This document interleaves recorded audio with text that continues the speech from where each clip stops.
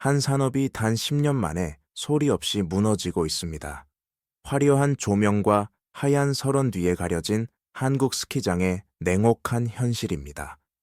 3인 가족이 3박 4일간의 스키 여행을 계획하면 교통비와 숙박비, 그리고 리프트권을 포함해 약 170만 원이라는 거금이 소요됩니다.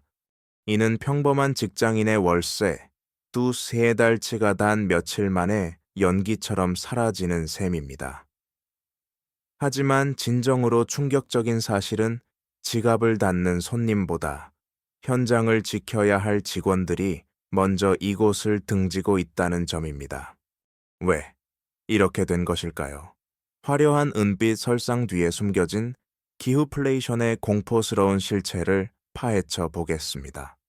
스키장에서 가장 먼저 발길을 끊는 것은 손님이 아닙니다.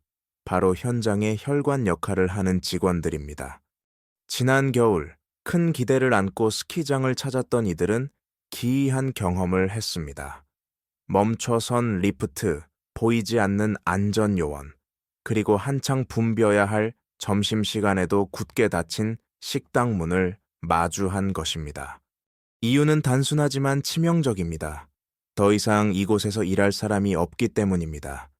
영하 10도의 혹한 속에서 최저 시급만을 받으며 하루 종일 서 있어야 하는 고된 노동을 견딜 젊은이는 이제 존재하지 않습니다.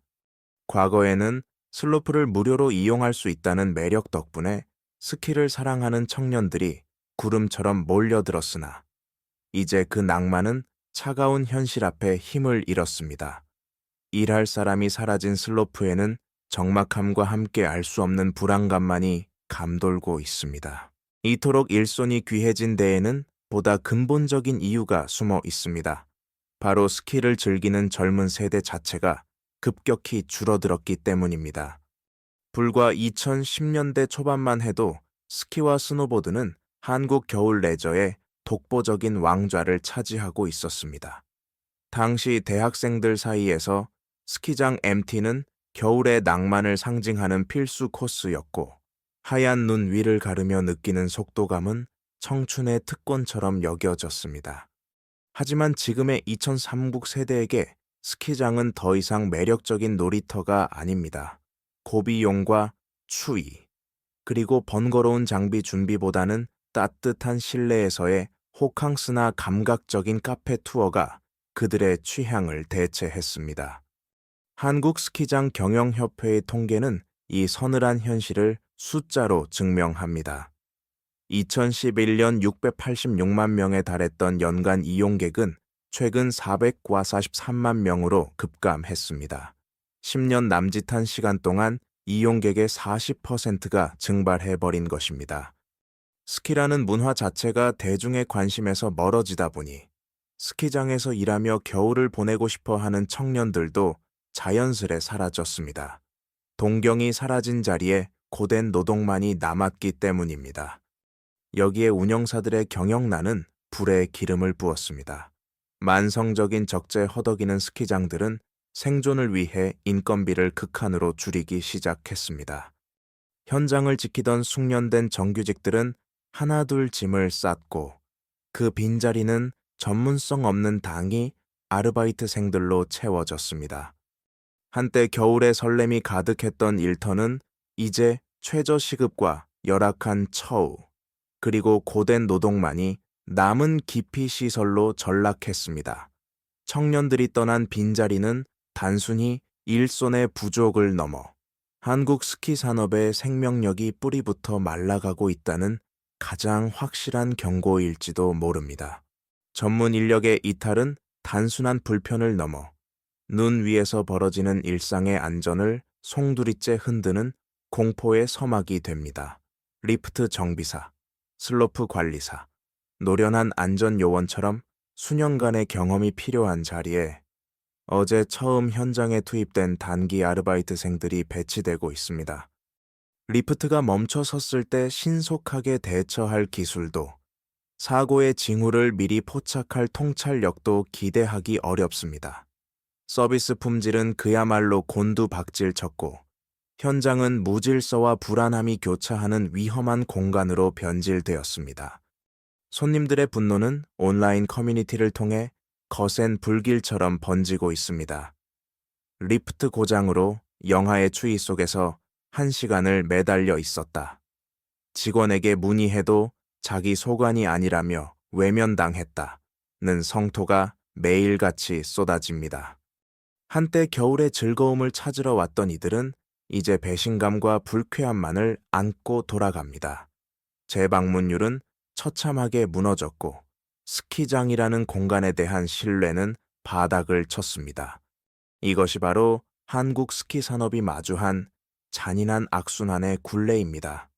직원이 부족해 서비스가 엉망이 되면 손님이 떠나고 매출이 급감한 경영진은 적자를 메우기 위해 다시 인건비를 줄입니다. 그러면 남아있던 마지막 인력마저 떠나버리는 이 파멸의 고리를 끊어낼 대안은 현재로선 보이지 않습니다. 숫자는 냉정하게 몰락을 가리키지만 그 이면에는 최저 시급을 버티다 절망하며 떠난 청년들과 아이의 손을 잡고 왔다가 상처만 입고 돌아간 부모들의 탄식이 서려 있습니다. 이 붕괴는 단순한 경제 지표의 하락이 아니라 우리가 사랑했던 겨울 문화의 파편들이 흩어지는 슬픈 이야기입니다. 그렇다면 한국의 스키 산업은 왜 이토록 처참한 지경까지 몰린 것일까요? 단순히 경영진의 무능함이나 서비스의 부재 때문만은 아닙니다.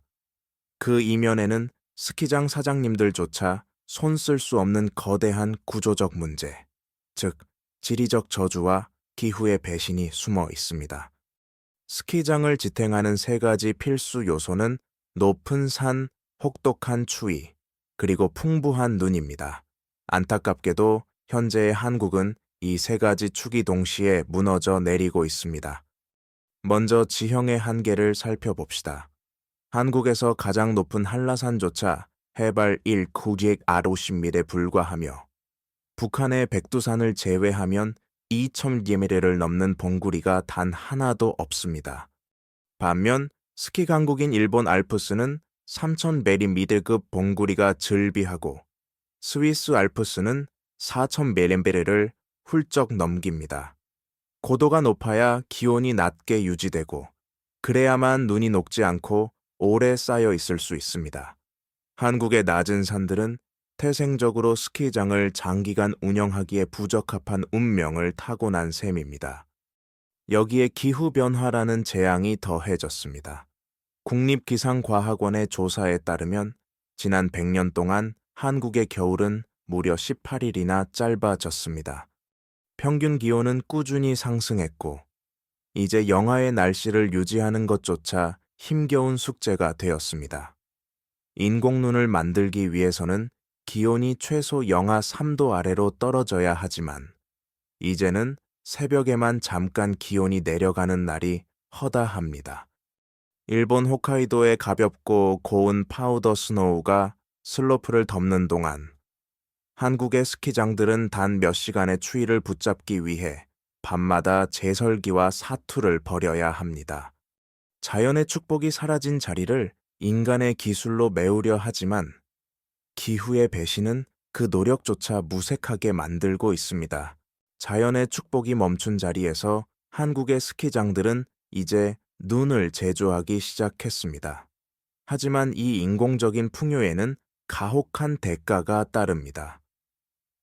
인공눈을 만드는 제설기는 단순히 물을 뿌리는 기계가 아니라 거대한 에너지를 집어삼키는 괴물과 같습니다. 대형 제설기 한 대가 하루 동안 소모하는 전력량은 일반 가정집 10가구의 하루 사용량을 상회합니다. 이런 기계 수십 대를 밤낮 없이 돌려야만 비로소 슬로프는 은빛 형체를 갖춥니다. 여기에 물을 끌어올리는 대형 펌프와 배관 유지비까지 더해지면 눈 한 송이는 더 이상 낭만이 아닌 철저한 자본의 결정체가 됩니다. 최근 한국 경제를 덮친 전기요금 인상은 이들에게 사형 선고와도 같았습니다. 2022년부터 산업용 전기요금이 40% 이상 급등하면서 스키장들은 말 그대로 전기로 만든 눈 위에서 적자를 버텨내고 있습니다.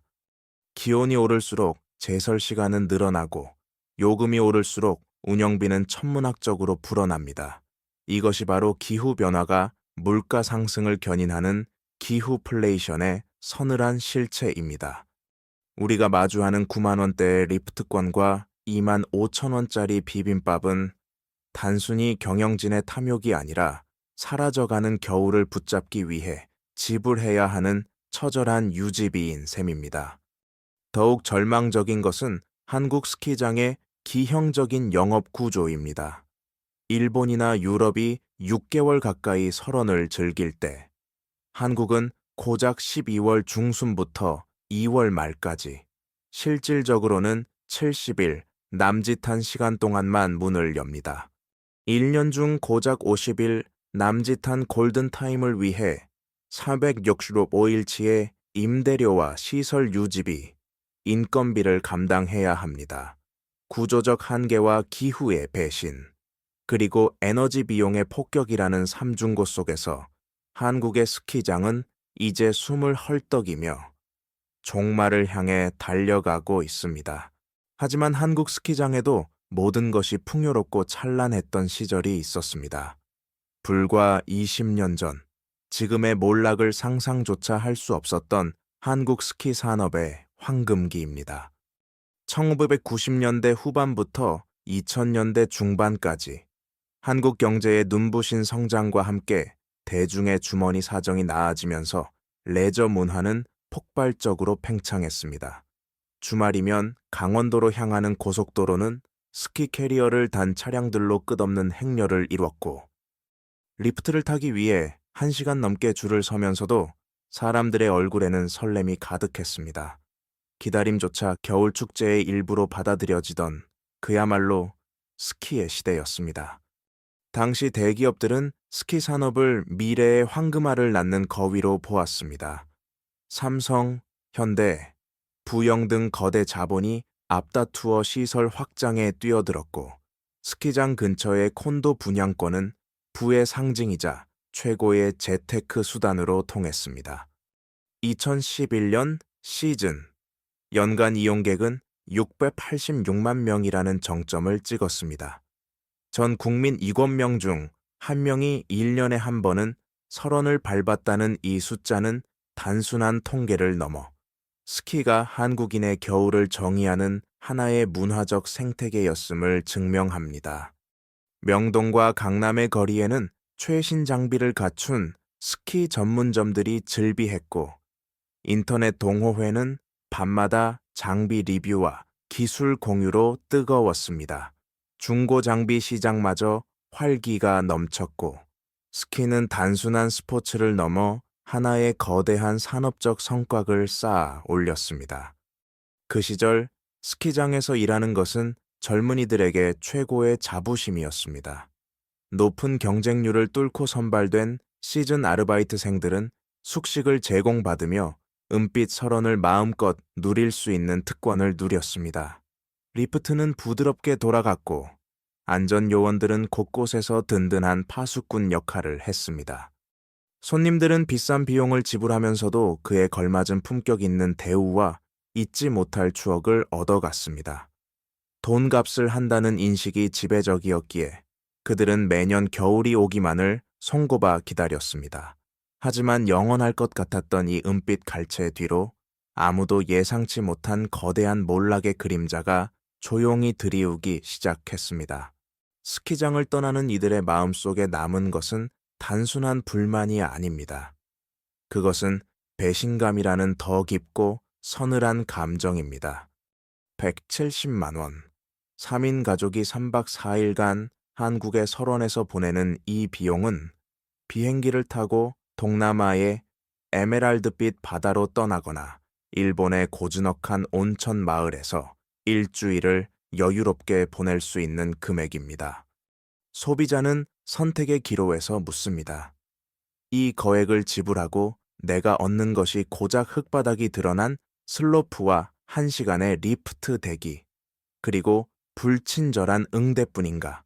기대와 현실의 잔인한 격차. 그 괴리가 한국 스키장을 깊이 시설로 만들고 있습니다. 현장에서 들려오는 목소리는 더욱 참담합니다. 아이에게 처음으로 눈 위를 달리는 즐거움을 알려주려 했던 한 아버지는 아이가 슬로프에서 넘어졌음에도 구역이 아니라는 이유로 외면하는 안전 요원을 보며 다시는 한국 스키장을 찾지 않겠노라 다짐했습니다. 친구들과 당일치기로 방문해 인당 15만 원을 썼지만 정작 활강한 시간은 2시간도 채 되지 않았다는 직장인의 한탄은 이제 흔한 일상이 되었습니다. 리프트권의 절반 이상이 고정비로 쓰인다는 경영진의 절박한 항변은 2만 5천 원짜리 부실한 비빔밥 앞에 선 소비자들에게는 그저 공허한 변명으로 들릴 뿐입니다. 특히 정보의 비대칭이 사라진 지금 가성비와 경험의 질에 민감한 2000대 삼중 세대에게 한국 스키장은 돈값을 못하는 공간으로 낙인 찍혔습니다. 스마트폰 하나로 일본 북해도의 환상적인 파우더 스노우와 세심한 서비스를 실시간으로 비교하는 이들에게 낡고 삭막해진 국내 스키장은 더 이상 매력적인 선택지가 아닙니다. 비싼 돈을 내고도 제대로 된 서비스를 받지 못한다는 피해의식은 브랜드에 대한 신뢰를 송두리째 앗아갔습니다. 기대가 컸던 만큼 실망은 칼날처럼 날카로웠고 그 실망은 이제 한국 스키 산업의 근간을 뒤흔드는 거대한 이탈의 물결이 되어 돌아오고 있습니다. 한국 스키장의 위기를 가속하는 것은 내부의 문제만이 아닙니다. 국경 너머에서 들려오는 거대한 함성은 우리를 더욱 위축되게 만듭니다. 바로 자연의 일본과 자본의 중국이라는 거대한 양대 산맥입니다. 일본의 스키장은 한국과는 차원이 다른 기상 조건을 자랑합니다. 홋카이도와 니가타 지역에 매일같이 쏟아지는 파우더 스노우는 전 세계 스키어들이 열광하는 제파우라는 고유 명사까지 만들어냈습니다. 자연이 거저준 풍부한 눈 덕분에 일본은 제설 비용을 한국의 10분의 1 수준으로 절감하며 그 혜택을 낮은 이용료와 고품질의 설질로 손님에게 돌려줍니다. 비행기 값을 더해도 한국보다 일본이 더 합리적이라는 이 서늘한 계산은 한국 스키장의 생존을 직접적으로 위협하고 있습니다. 반면 중국은 자연의 한계를 자본의 힘으로 정복하며 전혀 다른 방식으로 우리를 압도합니다. 해올빈에 위치한 세계 최대 규모의 실내 스키장인 완다 스키파크는 인간의 의지가 기후를 어떻게 이길 수 있는지를 보여주는 거대한 상징물입니다. 밖이 영상 30도의 한여름일지라도 실내에서는 500m 길이의 슬로프를 무한히 활강할 수 있습니다. 거대 쇼핑몰과 결합된 이 인공의 설국은 날씨라는 변수를 완전히 제거해버렸습니다. 한때 한국 스키장의 주요 고객이었던 중국인 관광객들은 이제 자국의 최첨단 시설로 발길을 돌렸고 이는 한국 시장의 치명적인 수요 급감을 불러왔습니다. 한국은 지금 자연의 혜택을 입은 일본과 막강한 자본력을 앞세운 중국 사이에서 갈 곳을 잃은 채 고립되어 있습니다. 일본처럼 눈이 많이 오는 것도 아니고 중국처럼 수조 원을 들여 실내 설원을 지을 여력도 부족합니다. 설상가상으로 겨울이면 따뜻한 동남아로 향하는 여행객들과도 손님을 두고 다퉈야 하는 처지입니다. 기술과 자본, 그리고 자연이라는 모든 전선에서 포위당한 한국 스키장은 이제 산업의 존립 자체가 지워질지도 모른다는 근원적인 공포 앞에 서 있습니다. 이 절망적인 사면초가의 상황 속에서 한국 스키장들은 이제 생존을 위한 마지막 도박을 시작했습니다. 가장 눈에 띄는 처절한 몸부림은 바로 통합시즌권입니다. 2024년 시즌 5개의 대형 스키장이 연합하여 내놓은 X5 시즌 패스는 파격적인 할인을 무기로 소비자를 유혹했습니다. 하지만 이는 냉정하게 말해 최후의 덤핑에 가깝습니다. 리프트권 수익을 포기하더라도 일단 사람을 불러 모아 식당과 숙박에서 적자를 메우겠다는 군겨지책입니다. 그러나 가격을 낮춰 사람을 모은다 해도 준비되지 않은 서비스와 부실한 설치를 마주한 대중이 다시 돌아올지는 미지수입니다. 싼 게 비지떡이라는 낙인이 찍히는 순간 회복 불가능한 브랜드 가치의 추락이 기다리고 있기 때문입니다. 결국 스킬을 포기하고 업종을 전환하는 곳들이 속출하고 있습니다. 리프트는 관광용 케이블카로 바뀌고 은빛 슬로프는 잔디 썰매장이나 골프장, 심지어 반려견 공원으로 변모하고 있습니다. 이미 2021년 스타힐 리조트를 시작으로 베어스타운, 양지 파인 리조트가 차례로 문을 닫았습니다. 특히 리프트 역주행 사고로 무기한 휴장에 들어간 베어스타운의 비극은 자금 부족이 부른 시설 관리 부실이 어떻게 산업을 한순간에 무너뜨리는지 보여주는 상징적 사건이 되었습니다. 업계에서는 현재 운영 중인 스키장 중 서너 곳이 추가로 폐업을 검토 중이라는 흉흉한 소문이 돌고 있습니다.